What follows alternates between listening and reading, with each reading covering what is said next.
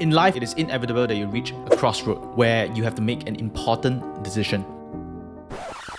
And these decisions could be to invest in a new business, it could be to start a new business, or going into a partnership, trusting someone, finding a mentor, or even personal relationships like marriage or getting into a relationship. This decision will usually determine your life for the next 5 to 10 years, and it will determine how much money you make and the happiness level in your life. But with so much on the line, how can you consistently make good and right decisions to ensure a good outcome? So in this video, I want to share with you my 2-step decision making process that has helped me to get unstuck whenever I need to make a major decision in my life, whether it's business or personal, and help me to consistently make good and heavy decisions that has allowed me to make millions of dollars and allowed me to be happier without any regrets. Hey everyone, it's Gabriel here. So whatever big decision that you're trying to make, an example will be toying around with the idea of starting a business for 4 to 5 years now, and you never really get down to doing it because it's always on the back of your head. And the common reason is, I'm not sure if I'm ready or if this is the right business to start. And this can be used for other examples such as going into a business partnership and you're stuck because you're not sure you're ready to enter the partnership or if this is the right partner that you can trust. And again, this is the same thing even for marriage. I know a lot of my friends who have been dating their girlfriend for a couple of years now. They know that the next step is marriage, but they are still delaying the process and not sure when they are going to propose or not sure when they're going to take that commitment to the next step. And whenever I ask them, why are you not moving to the next step? And their reason is always, I'm not sure if I'm ready or if she or he is the right one. This is the same thing when it comes to parenting. I'm not sure if I'm ready to be a dad or ready to be a mom. Whenever I hear someone say, I'm not sure if I'm ready or if this is the right thing to do, usually it doesn't conclude with a good outcome because they didn't even clearly define what is ready and what is right. My usual follow-up questions will be, how do you know when you're ready? And the answers will usually be, I don't know. Now, you can never be ready if you can't even clearly define what is ready. And the truth is that you'll never be ready. You're ready when you decide you're ready. And I find this so true in every area of my life. I wasn't ready when I first started my business. I wasn't ready when I entered into a marriage. The time you're ready is when you decide you are ready. And the other truth is that you are already making a decision constantly, whether you like it or not. So if you decide not to make a decision now and procrastinate, then you have made a decision to procrastinate. And we all know that procrastination usually do not lead to an outcome that you desire. So make a decision to be ready. But the question right now is, how do you get ready for any big and major decision? So step number 1 is that you do all your due diligence and never just go by blind faith. I know this sounds like common sense, but common sense is not so common. I find that every time I don't take this same advice that I'm giving you right now, I always end up in a situation that I don't desire, right? Like entering into a partnership just by trust and because you're my bro, you're my friend, so I enter into a partnership or this relationship with you, and it usually ends up in souring our friendship. Give yourself a fixed time and then you just focus and do deep research to decide whether this is something for you. And here's an example. I remember there was a time that I was deciding whether to join a business mentorship. Business mentorship would cost me $50,000. Now, I wasn't sure if this was the right mentor and if this is the right community, and I wasn't sure I was ready as well. And at that time, this was a big sum of money for me. So I gave myself about 7 days. And again, you can give yourself different time frame. You can give yourself days, months, weeks, or depending on the situation. Obviously, if you're going to go enter into a marriage, then you probably need months or even 1 year. Give yourself a timeline instead of just days. Here's where I was. I was deciding to join this mentor. I gave myself 7 days, and within this fixed period of time, I would do all my research, and by the end of the 7 days, I will make a hard choice to say yes or no. There's no in between. There's no more maybe. So this is why it's important to have a fixed time period, because if you don't have a fixed time period, you always end up procrastinating. So during that 7 days, I did all my research about this mentor I could find. I read everything online. I find the good and the bad, and I would take a different approach. Instead of asking myself, why should I join this? I started asking myself, why should I not join this? And I think that's a very good tip that I have discovered over the years, that instead of finding reasons to do something, I want to find reasons to not do something, right? I want to find red flags. So I asked around previous students from this mentor. I asked around the community. I asked feedback from people who have worked with this person before and get objective and critical feedback. Now, the key thing is objective and critical feedback, because the truth is that in this online world we are living in today, you can find any negative news about anyone or any company if you want to. But the question is, are those feedback and are those negative stuff biased, right? Or are they credible, right? So there is that level where you have to learn to discern which is which, what is biased, what is credible. And so you want to look at everything objectively. Okay, so I do this when I invest in any business as well. So instead of asking myself, why should I invest in this business? I ask myself, is there a reason why I should not invest in this business? And again, I do this before I enter into any partnership because those times that I did not do this, I always end up regretting going into the partnership. And I don't ask myself, why should I trust this person? Instead, I ask myself, is there any reason to not trust this person?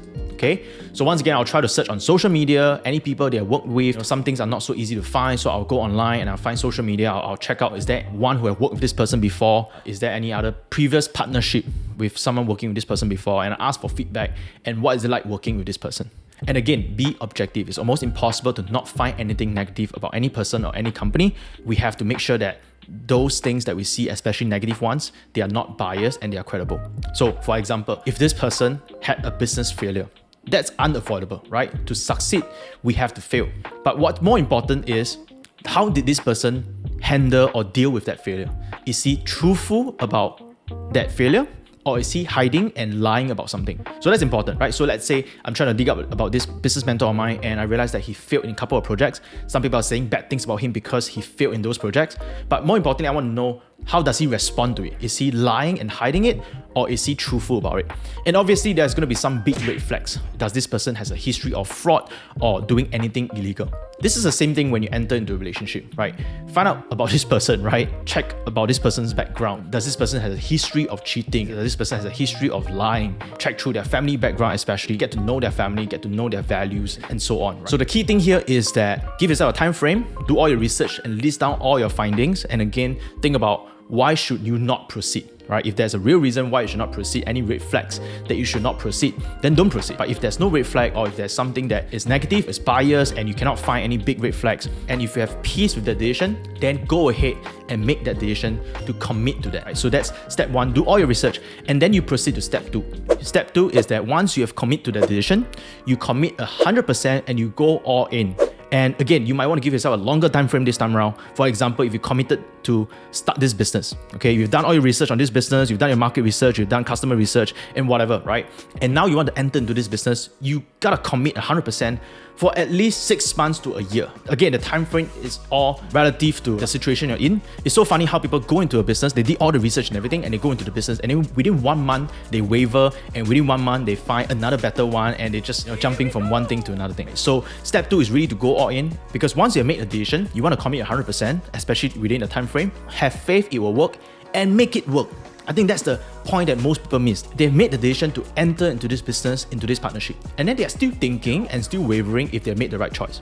See, successful people doesn't always make the perfect choice, but they make the best choice at that present moment with whatever that was presented, and then they make it perfect. So here's a common example. Imagine if you're dating someone and you did all your research on this partner of yours, right? His or her values, family, vision for the future, and so on. And you decided that this is someone that you want to enter into a marriage and make this person your life partner and live with this person for the rest of your life. So you go into a marriage. And then you start wavering and say, did I make the right choice? What if there is someone better for me? And so on. How do you think that this marriage will likely end up? You get my point. This is the same thing for a lot of people who run into a business. They jump into the business, they've decided into a business. Instead of making it work, you make it work by stop asking those kind of questions. Instead of asking, have I made the right decision and is there someone better for me? You start asking, how can I make this marriage work? How can I make this business work? How can I make this partnership work? Especially in a given time frame like in 1 year. You give yourself a longer period to make it work with 100% commitment.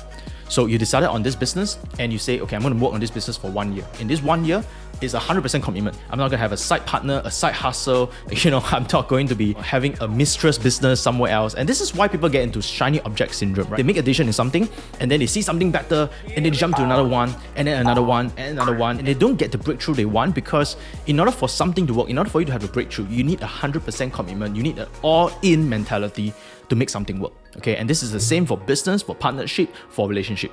So when I decided to join a business mentorship for 1 year, I do whatever this person tells me to do. Because before I make the decision in step one, I question everything, right? I question everything this person is saying. I question everything this person might tell me to do. But once I've made the decision, I no longer question. Because there will always be a conflicting advice from someone else. There will always be another guru, another expert that will say something conflicting to this mentor, what this mentor is advising me at that point of time. But since I've already committed to that 1 year mentorship, I go all in and I don't question anything and I just make it happen, okay? So we're not saying that you just don't question anything and you go by blind faith, right? That's why there's step one. You do all your research, you question everything, but once you make a decision, you stop questioning and you just execute and you just do it. And you just believe that you will work and you make it happen. And the reason why this is so important is because I always get people who, even my own students sometimes, I have a mentoring and consulting for business owners. They pay me a 5-figure sum for about a year, and I will guide them on how to launch their marketing campaign, and creating ads and creating funnels so you can generate thousands of new customers for their business. And maybe somewhere through in between the process, 3 months later, 4 months later, they will ask me, Gabriel, you told me to do this thing, but I think I want to do something else. And I always ask them why? Like, why are you not following what we tell you to do? And they will always say that because some other experts told us, another Facebook expert told us, another person told us. And sometimes I'll be like, then why do you pay me in the first place? You made the decision to pay me the money, you have done the research, then you should just follow what I tell you to do, at least for that period of time, to see if something works. You don't jump from advice to advice, because going from advice to advice is not going to get you the result you want. And same thing, this is the reverse, right? Sometimes people join another program, they hire another consultant, this consultant just started, and then they start asking for advice. Hey, what do you think about what my consultants say? Hey, what do you think about what my experts say? And I always say that, why don't you just follow what this person that you have hired for at least the next 3 months or 6 months? Give yourself a time frame, give yourself that period to make sure that it works.